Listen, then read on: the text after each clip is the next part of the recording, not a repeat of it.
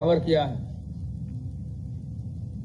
उसके प्रति नमन करते हुए राज्य सरकार की ओर से उन्होंने कहा है कि शहीद की पत्नी व उनके माता पिता जो भी हैं सबको कुल मिलाकर 50 लाख रुपए की धनराशि दी जाएगी।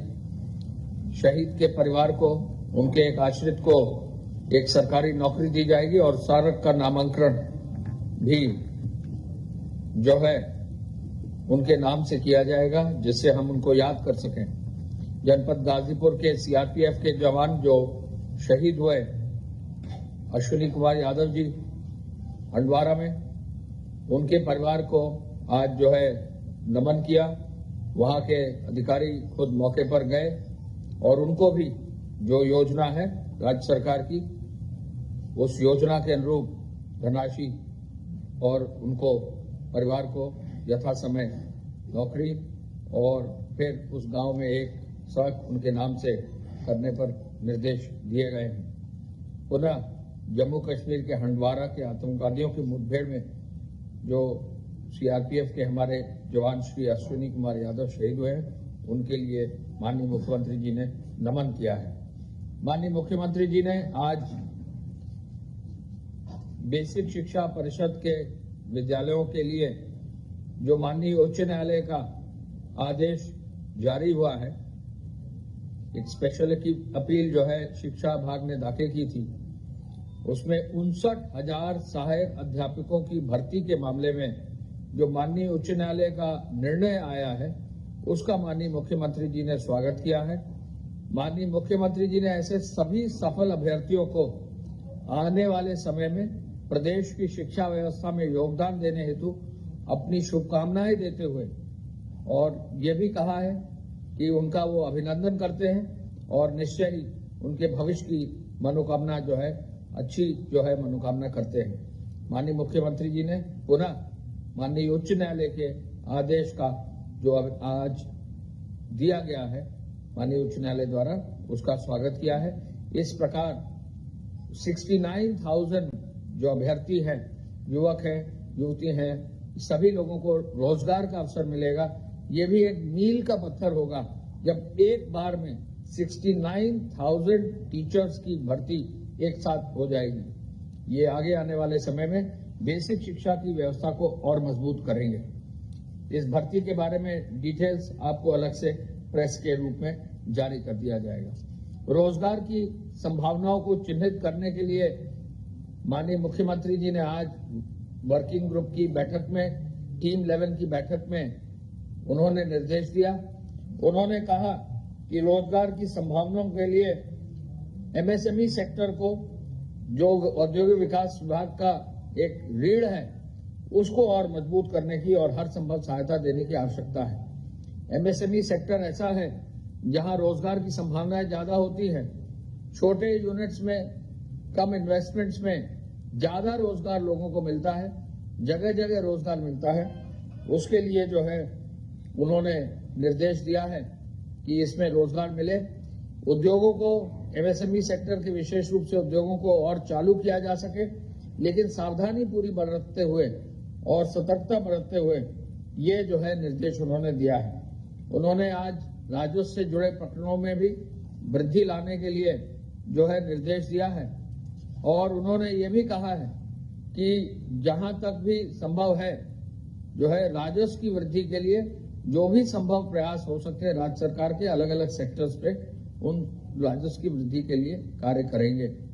माननीय मुख्यमंत्री जी ने कहा है कि एम्बुलेंस के ड्राइवर सहित तमाम ऐसे अन्य कर्मियों को ग्लव्स और मास्क अनिवार्य रूप से उपलब्ध कराए जाए।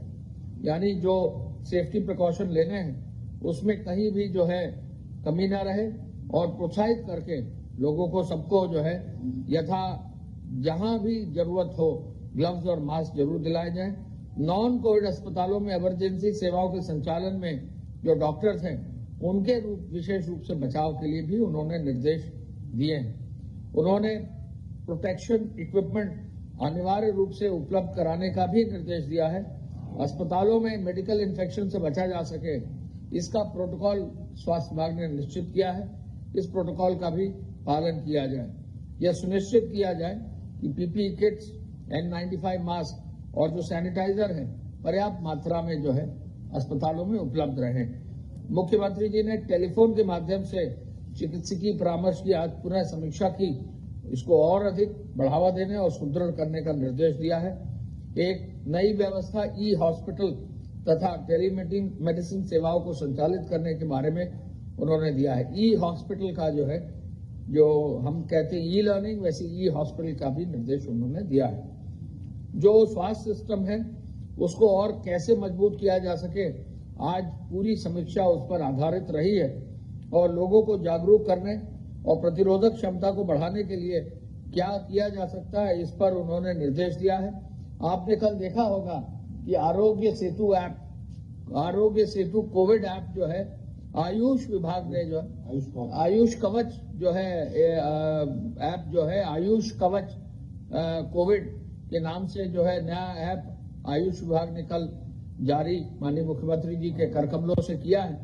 इस ऐप का लोग अधिक से अधिक डाउनलोड करें और जो आयुष के जो माध्यम से जो विभिन्न चीजें जो है जिनका इस्तेमाल करके अपनी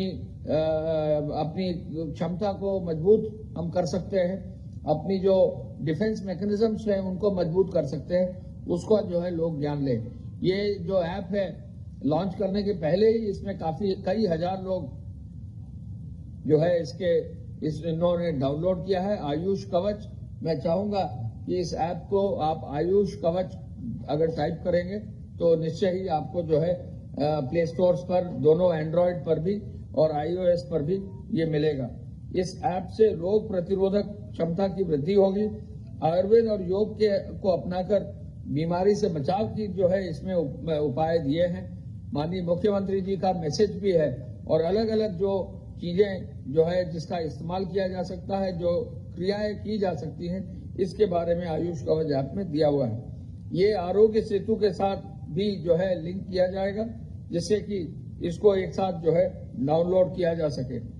माननीय मुख्यमंत्री जी ने यह भी निर्देश दिए हैं कि 8 तारीख से न्यायालय परिसर में न्यायालय का कार्य भी जो है एक निर्धारित SOP के तहत जो माननीय उच्च न्यायालय ने निर्धारित किया है उसके तहत न्यायालय का कार्य भी निश्चित होगा, जिसमें सीमित मात्रा में जो है अधिवक्ता गण न्यायालय परिसर के कमरे के अंदर रहेंगे। जो निर्धारित माननीय उच्चतम न्यायालय ने किया है जिला न्यायालयों के लिए भी और उच्च न्यायालय के लिए भी, उसको भी जो है उस प्रक्रिया को भी सुचारू रूप से संपादित करने के लिए और पूरी सुरक्षा व्यवस्था और जो वहाँ चिकित्सकीय व्यवस्था है उसको सुनिश्चित करने का भी उन्होंने निर्देश दिया है। इंफ्रारेड थर्मामीटर रहे, थर्मल स्कैनर रहे और सैनिटाइजर्स रहे और भी जो है उन्होंने निर्देश दिया है। स्टेशनरी की दुकान विशेष रूप से खोलने का निर्देश उन्होंने दिया है। कॉपी, पेंसिल और किताबों की दुकानों का निर्देश दिया है। आपको मालूम है कि दुकान खोलने का निर्देश सामान्य रूप से नई 3 तारीख की जो गाइडलाइंस स्टेट की जारी है उसमें खोलने का स्टैंड अलोन दुकानों को खोलने का निर्देश है। विशेष रूप से आह्वान मुख्यमंत्री जी ने किया है कि जो ऑरेंज और ग्रीन जोन है उनमें स्टेशनरी की दुकानों को खोलने की अनुमति दी जाए। मैं पुनः रिपीट करना चाहूंगा, स्टेशनरी की दुकान जो है, किताब, कॉपी, पेंसिल और बुक स्टोर्स जो हैं उनको खोलने की अनुमति दी जाए, ऐसा निर्देश उन्होंने संबंधित जिलों को, जिला प्रशासन और सभी अधिकारियों को दिया है ऑरेंज और ग्रीन जोन में। इसके अलावा मंडियों के संक्रमण को रोकने के लिए सोशल डिस्टेंसिंग को कड़ाई से पालन करने का भी निर्देश उन्होंने दिया है। हॉटस्पॉट क्षेत्रों में सैनिटाइजेशन सघन रूप से करने का भी निर्देश उन्होंने दिया है। क्वारंटाइन सेंटर, शेल्टर होम और कम्युनिटी किचन को और मजबूत करने का निर्देश उन्होंने दिया है। विशेष स्वच्छता अभियान अब चलाने का नगर विकास विभाग का, ग्राम विकास विभाग का और पंचायती राज विभाग का निर्देश उन्होंने दिया है। श्रमिकों को, प्रवासी कामगारों को दुग्ध समितियों से जोड़ने का कार्य निरंतर अब शुरू हो गया है, इसको भी आगे बढ़ाने का निर्देश उन्होंने दिया है। मैं आपको यह भी बताना चाहूंगा कि आज ही जो है आज की जो स्थिति ट्रेन के आवागमन की है, क्योंकि काफी संख्या में हमारे श्रमिक और कामगार भाई अन्य प्रदेशों से आ रहे हैं, तो लगभग 19 ट्रेनें अभी तक जो है आ चुकी हैं और ये ट्रेनें जो हैं आगरा, कानपुर, लखनऊ, जौनपुर, बरेली, गोरखपुर, बलिया, प्रयागराज इस तरह के स्टेशन पे आ रही हैं और आज ही जो है 9 ट्रेनें और आने की संभावना है और लगभग अब तक 38 ट्रेनों की हमने अन्य अन्य प्रदेशों की सहमति दे दी है। हाँ 19 मिलाकर नहीं, 38 ट्रेनों की अनुमति दे दी है नई फ्रेश और 19 आ चुकी हैं, 9 जो है आने वाली हैं आज, तो 18, 19 प्लस 9 प्लस जो है 38, तो अब कम से कम 67 ट्रेनों का जो है अभी तक जो है कार्रवाई हम लोग के स्तर पर हो गई है। गुजरात राज्य से कई ट्रेनें हमारे पास आ चुकी हैं, 13 ट्रेनें गुजरात राज्य से आ चुकी हैं और इसके अलावा जो है हमारे पास महाराष्ट्र राज्य से भी जो है 4 ट्रेनें आ चुकी हैं। महाराष्ट्र राज्य से हमारी 7 ट्रेनें और आ रही हैं। कर्नाटक राज्य की पहली ट्रेन जो है बेंगलोर से हमारी आज चल चुकी है और ये भी जो है हमारे यहाँ आज लखनऊ जो है पहुंचेगी 2 दिन बाद। पंजाब से हमारी 4 ट्रेनें चल चुकी हैं, 2 जो है करीब के पहुंचने वाली हैं पंजाब से, ये जलंधर से, लुधियाना से चल रही हैं और आगे आने वाले समय में मोहाली से, पटियाला से भी जो है ट्रेनें चालू की जा रही हैं। कुल मिलाकर 9 ट्रेन पंजाब से लाने की अनुमति दी गई है। केरल से भी श्रमिक ट्रेन चलाने का अनुमति अब हमारी तरफ से जा चुकी है। जैसे ही वहां से ट्रेन चालू होंगी तो हम आपको बता देंगे। हरियाणा राज्य से और जो श्रमिक रह गए हैं लगभग 30,000, उनको रोडवेज की बसों से लाने का सहमति हरियाणा और हमारे प्रदेश की हो गई है। 1 दिन के अंदर संभवतः उस कार्य को भी हम शुरू कर देंगे। आज की तारीख में लगभग 10,000 लोगों का एक्सचेंज राजस्थान से उत्तर प्रदेश और उत्तर प्रदेश से राजस्थान रोडवेज की बसें, उनकी रोडवेज की बसें और हमारी रोडवेज की बसों से हो रहा है। ट्रेनों से जो है अब तक 19 ट्रेन हमारी आ चुकी 19 ट्रेन हमारे यहाँ ट्रेनें आ रही हैं। हमारा राज्य ट्रेन रिसीव कर रहा है। वो कितने लोग आ चुके हैं ये मानकर चलिए कि एक ट्रेन में लगभग 1200 लोग करीब आते हैं, तो अगर 19 या 20 ट्रेन अगर आ गई हैं तो लगभग जो है काफी संख्या में लोग इससे आ गए हैं। उड़ीसा से भी जो है हम लोग बातचीत शुरू हो गई है, बिहार से भी हमारी बातचीत हो रही है लोगों को एक्सचेंज करने, झारखंड हमारी बातचीत हो गई है, छत्तीसगढ़ बातचीत हो गई है, तेलंगाना से हमारी 2 ट्रेन जो है चालू हो गई हैं। तेलंगाना से जो है हैदराबाद से जो है एक ट्रेन चली है लिंगमपल्ली से और एक ट्रेन हमारी चरलापल्ली से चल रही है। एक ट्रेन गोरखपुर आएगी और एक ट्रेन बाराबंकी आएगी। तो काफी मात्रा में ट्रेन जो है हमारे प्रदेश में अब आ रही हैं और आगे इनके आने का सिलसिला लगातार जारी रहेगा। हम आपको ये भी बताना चाहेंगे जो ट्रेन आ रही है बहुत सुरक्षित रूप से जो है लोगों को उतार के उनका मेडिकल परीक्षण कराकर और फिर उनको भोजन कराकर उनको बसों से उनके निश्चित गंतव्य स्थल यानी उनके अपने गृह जनपद भेजा जा रहा है। गृह जनपद से फिर उनको होम क्वारंटाइन के लिए घर भेजा जा रहा है। तो एक प्रक्रिया पूरे देश में सबसे ज्यादा संख्या अब हमारे यहाँ ट्रेन की आती चली जा रही है और ये प्रक्रिया भी हमारा प्रदेश बड़ा भी है और ये प्रक्रिया आगे बढ़ती रहेगी। हम आपको ये भी बताना चाहेंगे कि आज कैबिनेट में गृह विभाग की निजी संपत्ति क्षति वसूली नियमावली जो लागू होनी थी वो भी आज नियमावली का अप्रूवल हो गया है। यानी सार्वजनिक संपत्ति का कहीं से भी अगर जो है नुकसान होता है तो उसकी नियमावली जो है आज लागू करने का निर्णय कैबिनेट ने ले लिया है। इसका प्रेस नोट आपके लिए अलग से आएगा। माननीय जी, इस नियमावली का नाम है उत्तर प्रदेश लोक तथा निजी संपत्ति क्षति वसूली नियमावली 2020। माननीय मंत्री जी ने आपको कई महत्वपूर्ण निर्णय जो कैबिनेट के थे उन पर जो है आपको प्रेस कॉन्फ्रेंस वो कर चुके हैं। उसमें जो डिजास्टर मैनेजमेंट का जो नया एक्ट में संशोधन पारित हुआ है उस विवरण के साथ और स्वास्थ्य विभाग के विवरण के साथ माननीय हमारे प्रमुख सचिव साहब जो है उस पर अभी इनपुट देंगे। एक बिंदु मैं जरूर बताना चाहूंगा कि कोविड के बारे में सूचना विभाग के फेसबुक पेज पर उत्तर प्रदेश मुख्यमंत्री कार्यालय के जो पेज है facebook.com का जो पेज है उस पर उत्तर प्रदेश कोविड केयर के नाम से अगर आप जो है ऑनलाइन जाएंगे तो आपके उसके चैट बॉक्स में जितने भी उत्तर प्रदेश सरकार से जुड़े हुए जो भी कोविड संबंधित सूचनाएं हैं वो आपको फेसबुक के चैट बॉक्स पर मिल जाएंगी। तो ये काम जो है आप हमारे चैट बॉक्स पर चले जाएंगे, इसका भी विवरण आपको हमारे सूचना विभाग की वेबसाइट पर मिल जाएगा। कोविड से संबंधित जुड़ी हुई सभी सूचनाएं जो हैं हमारे फेसबुक साइट पर, चैट बॉक्स पर, पेज लिंक पर मिल जाएंगी। कृपया इसको जरूर प्रचारित करें जिससे लोग इसकी जानकारी कर सकें। प्रमुख सचिव स्वास्थ्य। धन्यवाद। प्रदेश में इस समय कोरोना वायरस के जो एक्टिव इन्फेक्शन के केसेस हैं उनका नंबर है 1831, 1831। अभी तक जो पूरी तरह लोग उपचारित हो चुके हैं संक्रमण से उनकी संख्या 1080, 1080 लोग पूर्णतः उपचारित होकर घर जा चुके हैं। कुल मिलाकर के अभी तक जो संक्रमण के प्रकरण आए हैं वो 2969, ये 67 जिलों से आए हैं, जिनमें से 6 जनपदों में इस समय कोई भी एक्टिव इन्फेक्शन का केस नहीं है। कुल मिलाकर इसमें 58 लोगों की दुर्भाग्यपूर्ण मृत्यु हुई है, परंतु अधिकांश लोग या तो अधिक उम्र के रहे हैं या उनको कोई न कोई कोमॉर्बिडिटी रही है। जो सैंपल्स कल लेबोरेटरी में भेजे गए, आप जानते हैं कि इस समय अब 20 प्रयोगशालाएं प्रदेश में जो वायरस के सैंपल्स की जांच कर रही हैं।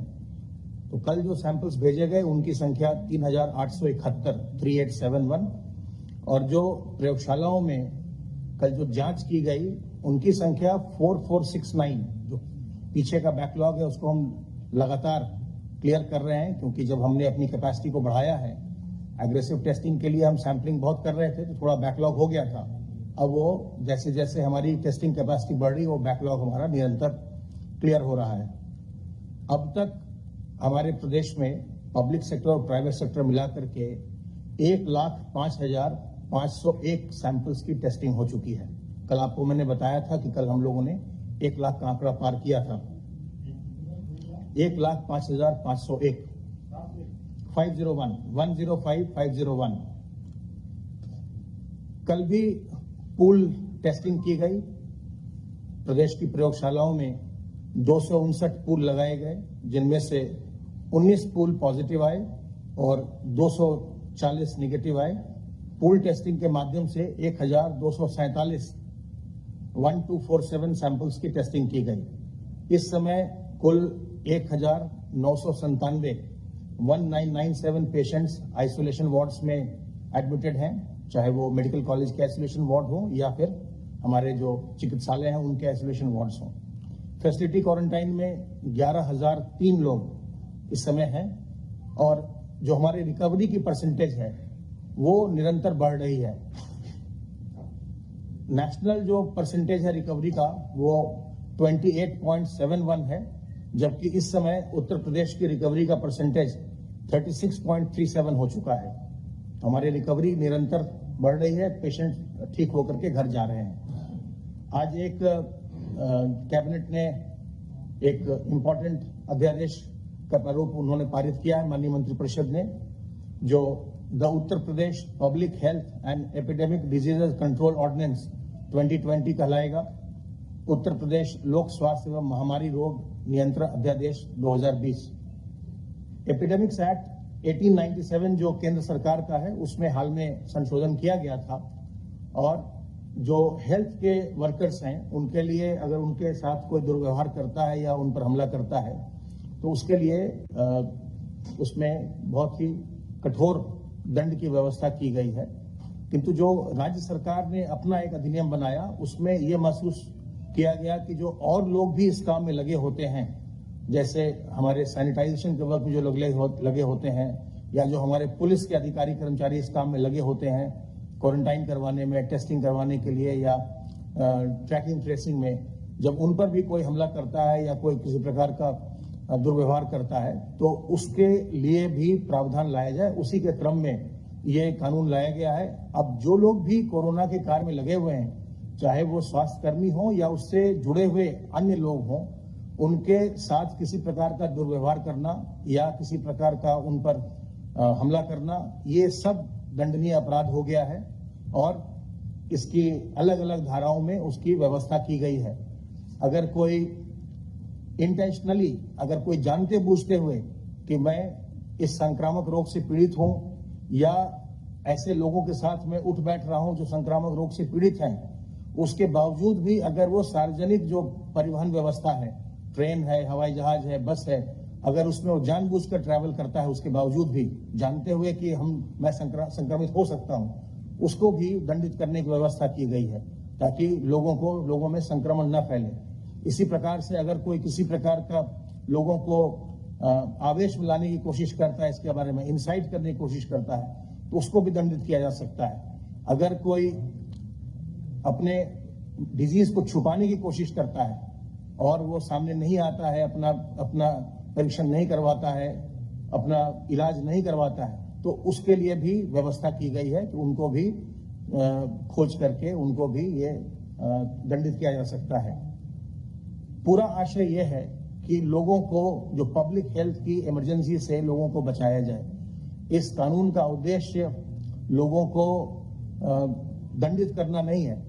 इस कानून का उद्देश्य यह है कि लोग जो हैं स्वयं निकलकर सामने आए। ये संक्रामक बीमारी है, ये किसी को भी हो सकती है और सरकार ने इसके जांच के लिए और इसके इलाज के लिए निःशुल्क व्यवस्था की है।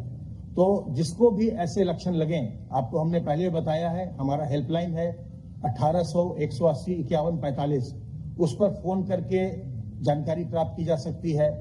निजी जो निकटतम जो अस्पताल हो, सरकारी अस्पताल हो, वहां जाकर के अपनी जांच कराई जा सकती है।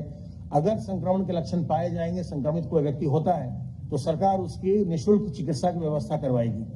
तो इसलिए इस बीमारी से घबराना नहीं है, सावधान रहना है और अपने आप को अगर हमको लक्षण लगे तो हमको सामने आकर के अपना इलाज करवाना है। इसमें इस कार्य में जो लोग बाधा डालेंगे और दूसरों के स्वास्थ्य के साथ खिलवाड़ करेंगे, उसके लिए, उसको रोकने के लिए यह कानून लाया गया है, ताकि जो बाकी के लोग हैं जो संक्रमित नहीं हैं, अगर उनको कोई संक्रमण फैलाने की कोशिश करता है या उनके स्वास्थ्य के साथ कोई खिलवाड़ करता है, तो उसके खिलाफ कार्रवाई की जा सके। इसके लिए आज ये नया अध्यादेश लाया गया है जो माननीय मंत्रिपरिषद के द्वारा आज पारित किया गया है। आपके माध्यम से एक बार फिर मैं ये दोहराना चाहूंगा कि इस बीमारी से हमें घबराने की आवश्यकता नहीं है। सावधानी बरत कर इसमें जो मैक्सिमम पनिशमेंट है वो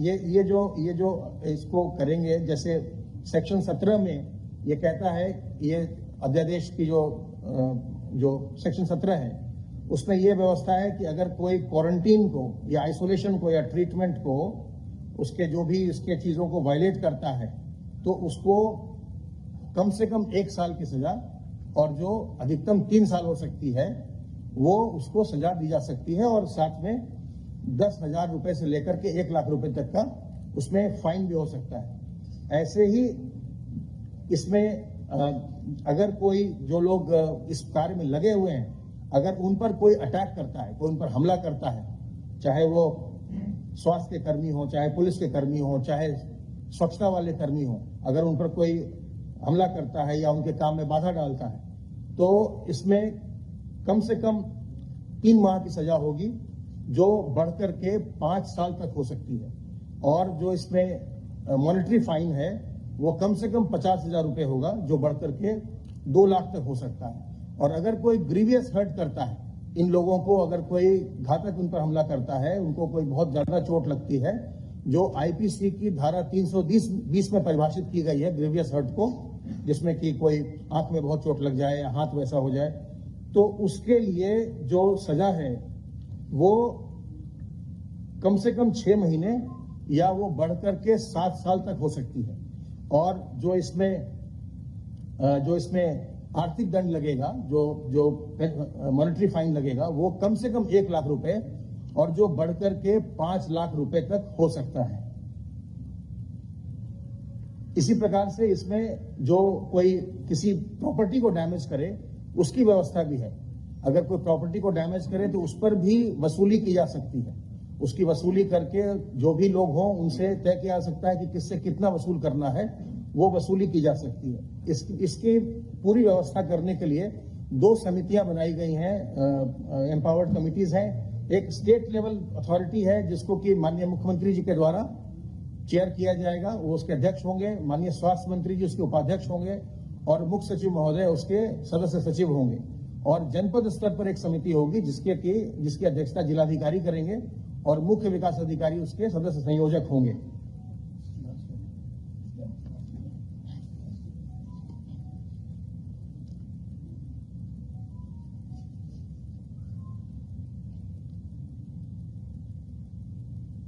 एक जो अगर मान लीजिए कि इसमें जो सबसे सर्वाधिक जो दंड की व्यवस्था की गई है, अगर किसी के द्वारा संक्रामक रोग को फैला करके और इंटेंशनली अगर किसी की मृत्यु कारित की जाती है कि उसकी मृत्यु हो गई, किसी व्यक्ति को उसने संक्रमित कर दिया और उस व्यक्ति की मृत्यु हो गई, तो उसमें जो पनिशमेंट है, जो उसमें कारावास हो सकता है, ये कम से कम 7 वर्ष होगा और जो बढ़कर के उम्र कैद तक हो सकता है। 7 साल से उम्र कैद तक हो सकता है।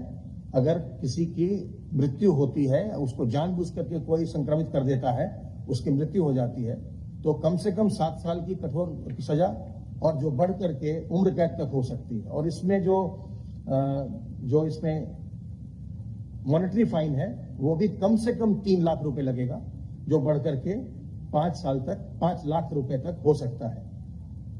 जो व्यक्ति जानबूझ करके अगर पूरे समुदाय में इसको फैलाता है, संक्रमण को 5 या उससे अधिक लोगों को संक्रमित करता है, उसको कम से कम 3 साल या जो बढ़कर के 10 साल तक की सजा हो सकती है, वो उसको सजा दी जाएगी। और इसमें भी जो आर्थिक दंड है वो 3 लाख रुपए से लेकर के 5 लाख रुपए तक हो सकती है। इसके जितने भी इसमें ये हैं अपराध हैं, वो कॉग्निजेबल और नॉन बेलेबल बनाए गए हैं। तो ये एक बहुत ही कड़ा कानून बनाया गया है और ये इसलिए बनाया गया है कि लोक स्वास्थ्य के साथ कोई खिलवाड़ न करें। और जानते बूझते हुए इसमें हर जगह इस बात का इस्तेमाल किया गया है कि इंटेंशनली, अगर किसी का इंटेंशन नहीं है तो वैसे में कोई बात नहीं होगी, लेकिन कोई अगर इंटेंशनली अगर लोगों को संक्रमित करता है, उस संक्रमण कारण से किसी की मृत्यु कारित करता है, तो उसको बहुत ही कठोर सजा का इसमें प्रावधान किया गया है। तो ऐसे में जो लोग संक्रमित हैं उनको ये समझना चाहिए कि अगर वो दूसरों को संक्रमित करते हैं जानते बूझते हुए, तो उनके खिलाफ बहुत ही कठोर कार्रवाई का कानून अब राज्य सरकार लेकर के आई है। बहुत बहुत धन्यवाद। The Uttar Pradesh public health and epidemic diseases control ordinance 2020, Uttar Pradesh लोक स्वास्थ्य एवं महामारी रोग नियंत्रण अध्यादेश 2020।